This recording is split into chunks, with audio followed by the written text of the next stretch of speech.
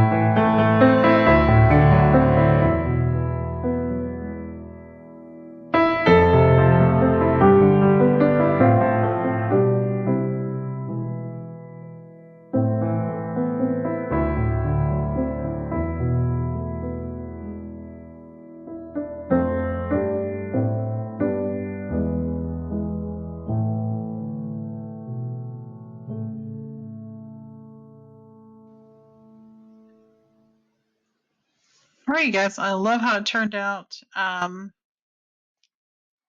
that image that was a freebie, glued it onto the other freebie.